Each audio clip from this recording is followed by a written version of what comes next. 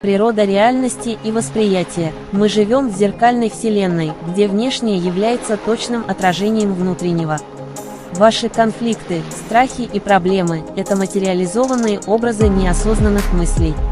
Пока вы ищете ответы вовне, они ждут внутри. Каждая эмоция, каждое событие – это буква в книге вашей души. Осознайте эту связь, и реальность заиграет новыми красками. Вы не просто наблюдатель, вы – соавтор мироздания.